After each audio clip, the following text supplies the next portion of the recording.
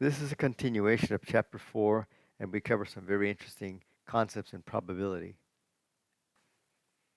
Imagine that you're taking a quiz that has only two problems. One is true false, and one is multiple choice. Let T be the probability of a true false guess, which would be 1 out of 2. And let C be the probability of guessing on multiple choice, which would be 1 out of 4. If we're looking for the probability of guessing on both parts, that means we're looking at the probability of T and C. The word and implies multiplication. The probability of T and C is equal to 1/2 times 1/4, which equals 1/8, which equals 0.125 or 12.5%. It looks like you have a low probability of guessing on only two problems. Supposing you have a very good alarm clock for getting up in the morning, and the probability of it working is 0.975. That means that the probability of not working, or the probability of C not, is equal to 1 minus 0.975, which equals 0.025. Supposing you had two identical clocks, and then you wanted to find the probability of both of them working, that means you would need the probability of C1 and C2, which equals the probability of C1 times C2, or 0.975 times 0.975, and it equals 0.95. Oddly enough, a little bit less. Still 95% probability they're both going to work. What would be the probability of both clocks not working? In other words, probability of C1 not and C2 not. Then that equals 0.025 times 0.025, which equals 0.0000625. So the probability is very low. It looks like you're in good shape then. Let's revisit an earlier problem using the same table involving intoxicated drivers and intoxicated pedestrians. This time we're looking for the probability of two pedestrians. In other words, the probability of pedestrian 1 and pedestrian 2 being drunk. We look at the table and find the instances of the pedestrian being drunk, and in this case is 59 plus 79 divided by 985, and then multiply that by, once again, 59 plus 79 divided by 985, and it equals 0.0196. This is a very low probability of two pedestrians being drunk.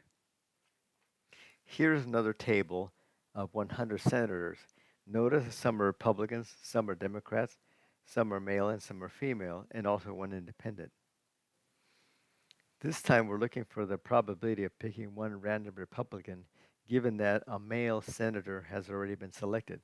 Notice the symbol for Republican, given that a male has been selected, and it equals the probability of a Republican and male divided by the probability of a male, which simplifies to the probability of Republican divided by probability of male.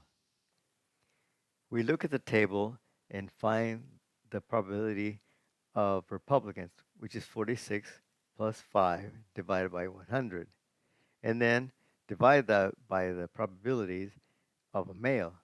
In all the instances, this case is 46 plus 39 plus 1 independent divided by 100.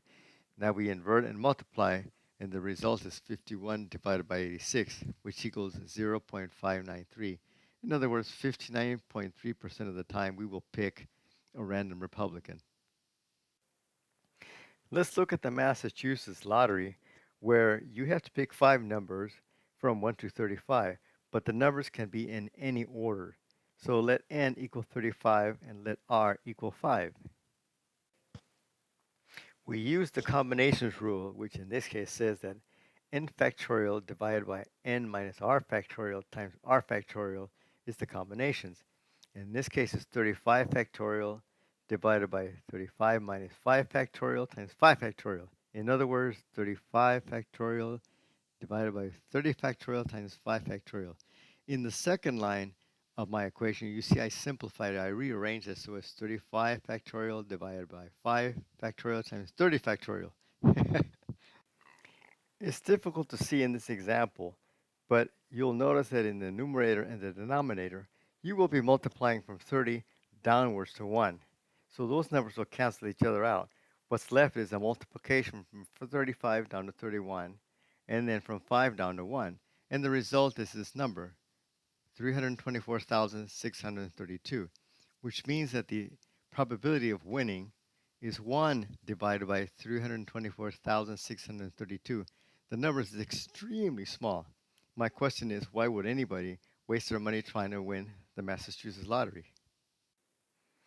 Now let's look at the California Fantasy 5, where you have to pick 5 numbers from 1 to 39, but they must be in a unique order, which means that you have to match the order in which they give you the numbers. In this case, because of the unique order, we have to use the permutations rule, and we let n equal 39 and let r equal 5. The formula says that in this case is n factorial divided by n minus r factorial. In other words, 39 factorial divided by 34 factorial. Once again, if you notice that in the numerator and denominator, that from 34 downwards, the numbers will cancel each other out, which gives you a multiplication problem from 39 down to 35, which gives you 69,090,840. Then the probability is 1 divided by 69,090,840. The probability of winning this lottery is extremely small. Once again, why would anybody do this? And yet people do play the lottery. That means thousands, millions of people play the lottery. And then where does the money go? It's something to think about.